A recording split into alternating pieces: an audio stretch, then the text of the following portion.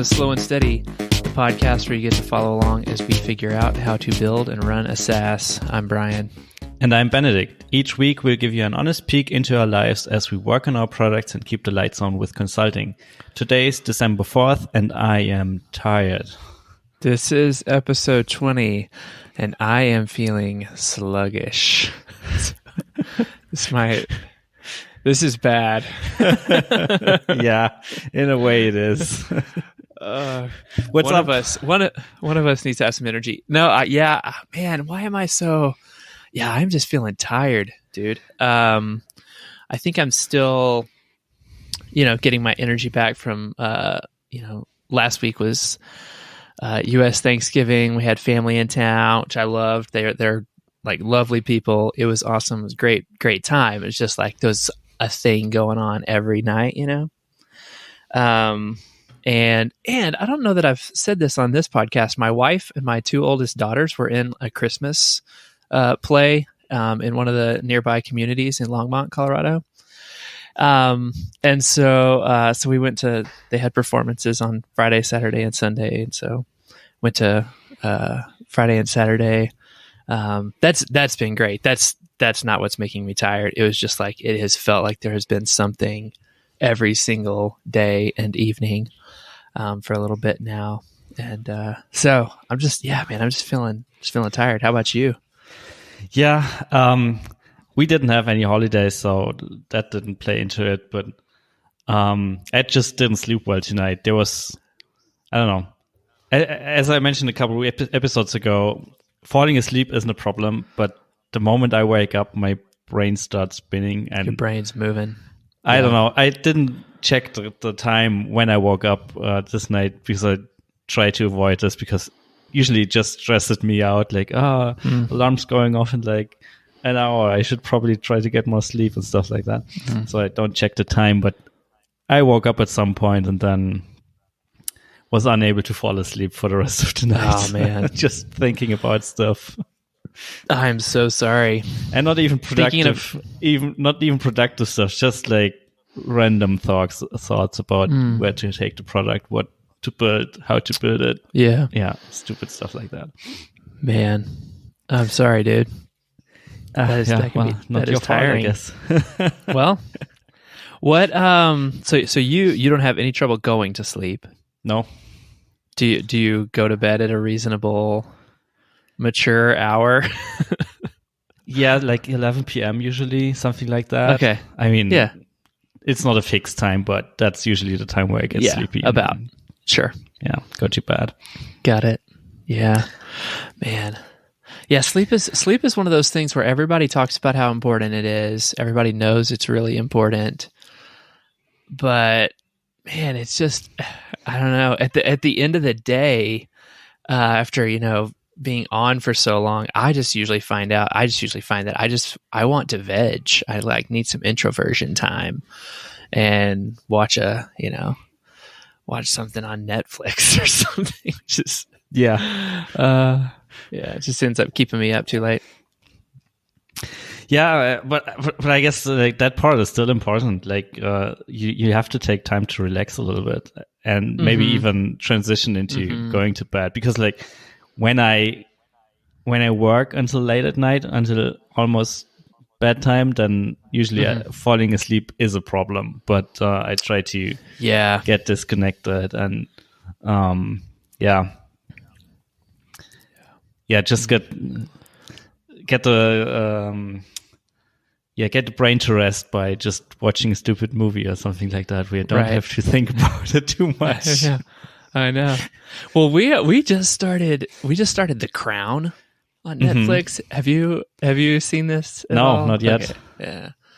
I mean, it's been getting awards like in the Golden Globes and Emmys and stuff over here for a bit. So I've been like, I should maybe check that out. My wife has watched it and loved it, but it's about the monarchy, British monarchy, which I've never been like super, into and like part of that whole scene.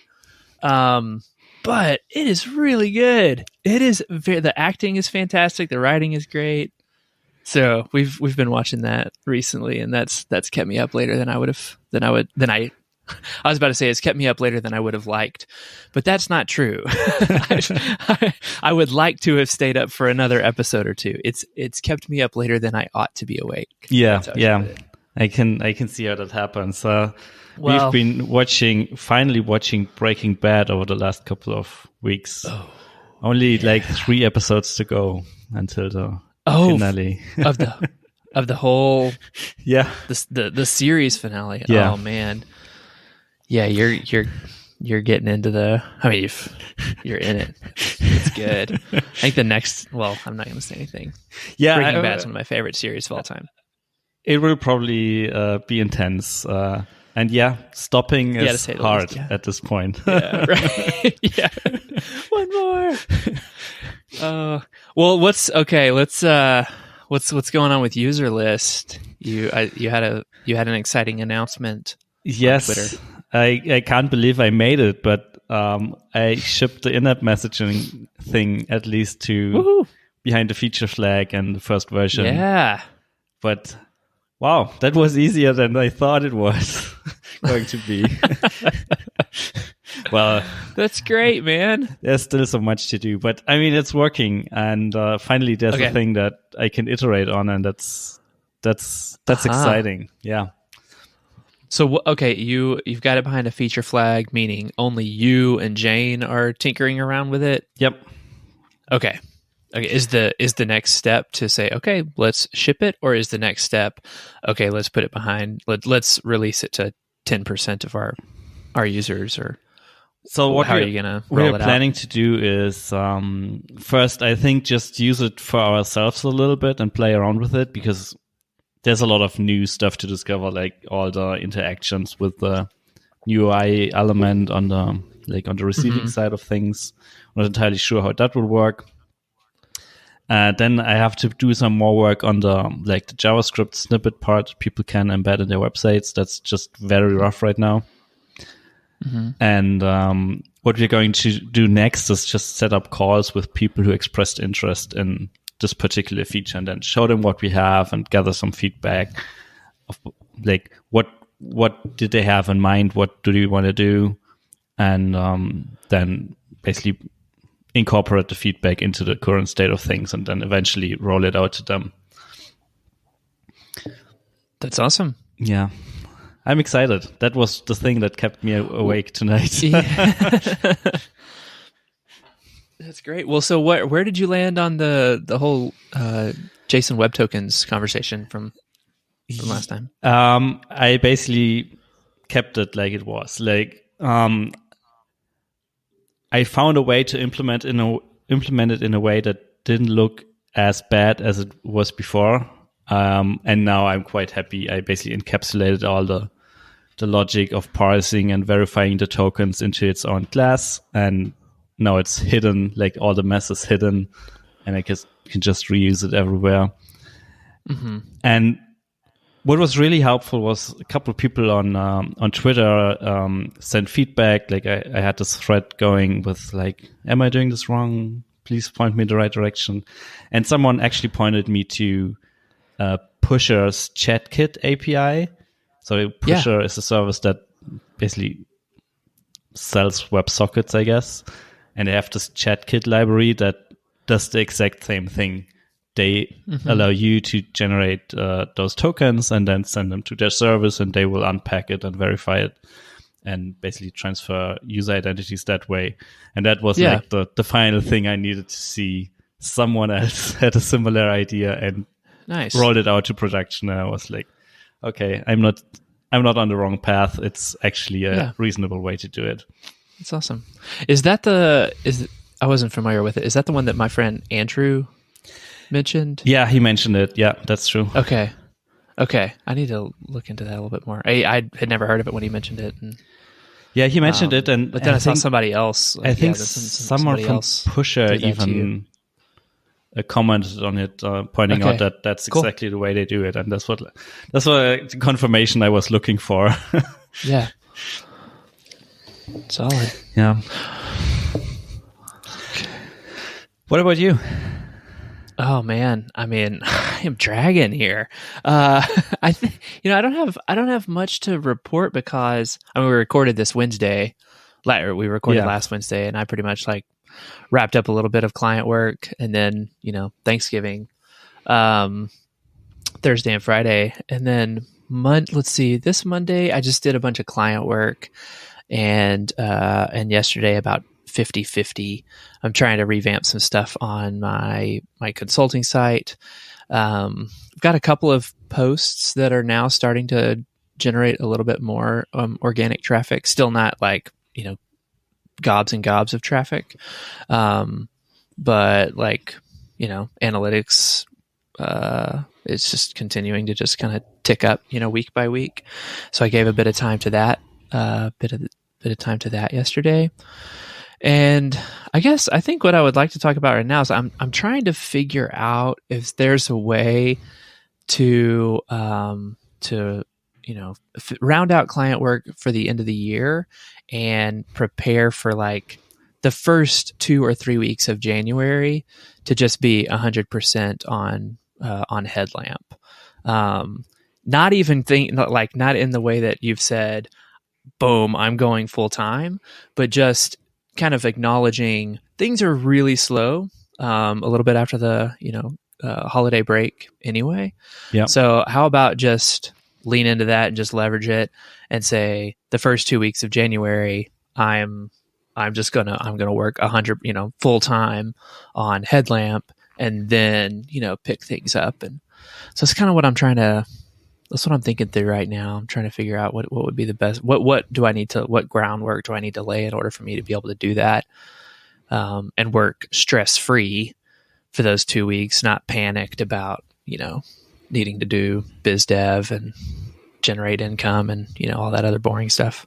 Basically, trying to book a new project for end of January or something like that, and then. Well, I think what's in my head right now is doing some very like high volume sales outreach in December, knowing that some of those most of those will not close, some of those will lead to leads that need until like January to close. So anyway, that's got a couple of different ideas on that as well. Or even if something does close, to say, okay, I'm available to begin January 16th. That's sales outreach for your consulting business, right? Yes. Yeah. Yes. Sorry. Thanks for clarifying that. Yeah. Sales outreach for consulting so that beginning of January can be. Do you do outreach to like cold contacts, or just like in your network? Yeah, just my network. But yeah, that's kind of where I'm thinking about starting. This is just the same wine, different bottle. That's just like figuring out the feast and famine cycle so that I can be in some sort of routine to make progress on the product. Like, yeah, definitely. It's just a similar struggle. Yeah, it's always the same thing, like finding people that are willing to give you money for something. We've talked about this before. You don't, you've also never done like, very targeted, specific, deliberate sales outreach. It's just like inbound referrals, and same here. Yeah. Sometimes I reach out to people and basically ask them, hey, do you know about anything? But like, it's not that I'm cold pitching to someone, hey, you should hire me to do whatever. Because like, for one, I don't know what that would be. Like what would they hire me for? What should I pitch to them? Mm-hmm. And then it just doesn't come natural to me. So I shy away from it. Yeah. I'm also, I don't know. Yeah, I just don't know what. I will say. I mean, I guess this is the other thing that's related to this that we can talk about is I'm not going to apply to Tiny Seed or NDVC this time around. You've completed your Tiny Seed application? Yep. Yes. Are you looking at indie as well, or just gonna? It's on our radar, but we haven't fully Okay. looked into it and didn't apply for anything or something. We just applied for Tiny Seed for now, but we should probably consider it as well. Okay. Yeah. Well, so yeah, I think so. I'm not applying this time around. I frankly just don't have the sort of traction that I would want. Number one, to know that this is the thing and this is the direction. It's still always on the table that it's just not right, and so it just doesn't feel like something that that's worth submitting at this point. Way too early, which keeps me in the the back and forth struggle of consulting and trying to build and run a SaaS. So it seems like that's for sure where my year is going to end and begin. Well, yeah. Mm-hmm. Do you wrap up a lot of projects, or do you have continuing projects into the new year? Yeah, I have one that is just a continuing. It's just on a continuing thing. Like, I just send them an invoice for 40 hours, then use those 40 hours, bill them for another upcoming 40. I've got one client that I'm just on a monthly retainer, just for general product and development strategy advice, and then the remaining bit comes in as one-off projects. Mm-hmm. So it's a big mix.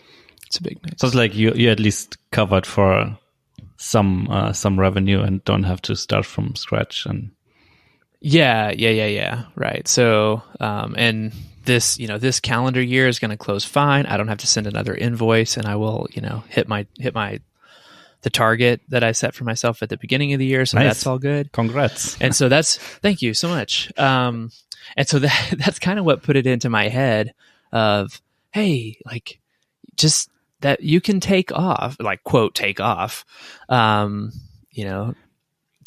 weeks or so.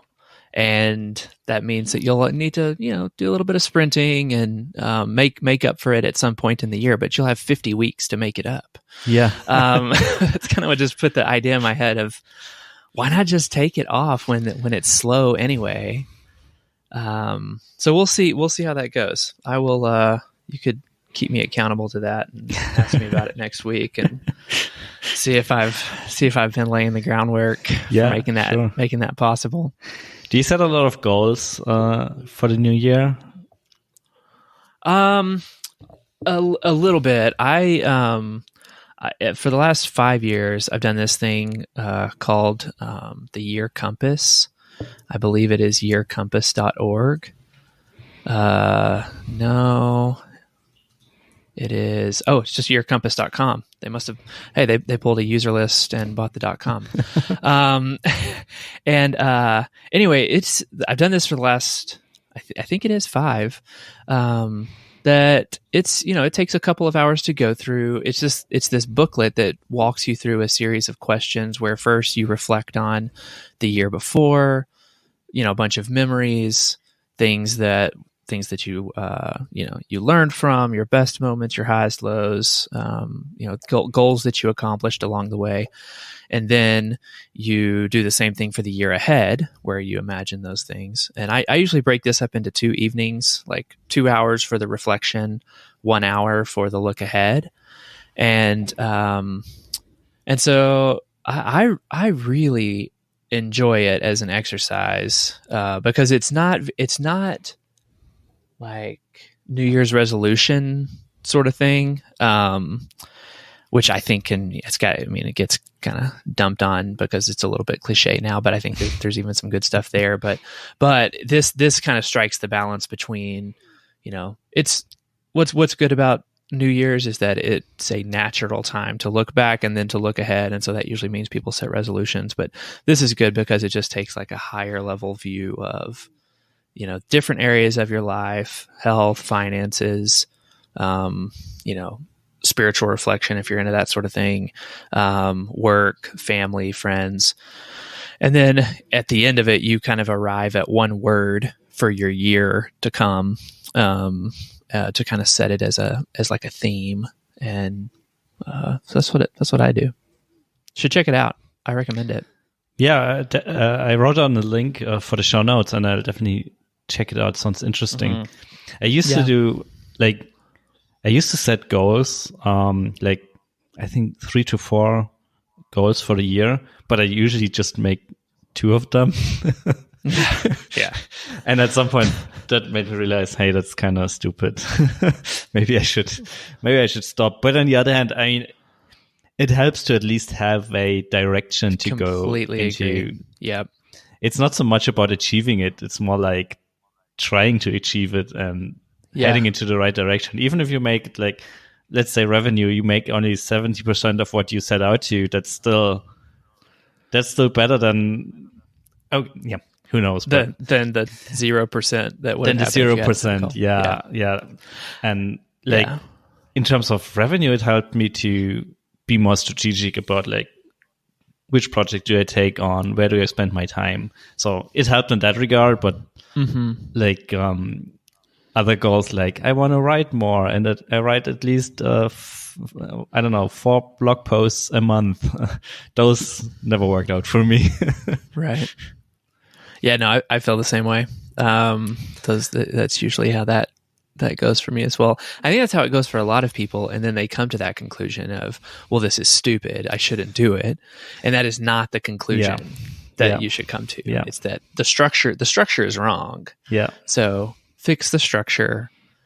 I think you have to be deliberate about making these little incremental improvements in your life so that down the road they are monumental improvements, but you have to start somewhere. Yeah. You can't just, I don't know. Maybe some people can just coast along, but that usually results in atrophy. I think. Anyway, well, you didn't know what you were asking when you said, "Do you set goals?" And I went on this long rant on the year. That's totally fine. I mean, I learned a new thing, so thanks for that. It really is a huge part of my like model for self-introspection. And I have a group of guys that we meet once a month and talk about things from our booklet and like how's it working for you, and it's quite meaningful. So I suggest it to everybody. Is that in addition to your mastermind? Because it sounds like a mastermind group. It's that group has been, I think this is our 3rd year of doing the Year Compass together. And no, it's much more oriented just around like supporting each other and talking about like family and personal stuff. So it's like the personal mastermind group. It is a personal mastermind group. Yeah. That's cool. Yeah. Anything else that's top of mind for you? Or not really. To be honest, I just want to go back into code and work on the new feature. Let's let you. It's pretty much the end of your day. Are you gonna stay at the office for a little while? I think I'm going to stay a little while, but not that long. But okay. I just rewrote a bunch of stuff in the in-app messaging to use WebSockets instead of polling the web server, and I just deployed it before the call, and of course it didn't work. So let's let you get back to coding. I will go back in there and figure out what's going wrong and hopefully fix it so it's working by the end of the day. Right on. So this was a quick one, a short episode. Yeah. For change. Yeah. When they need to be short, let's keep them short. Yep. But good stuff. It was good catching up. We'll talk next week. Yep. Talk to you then. Bye. All right. See ya.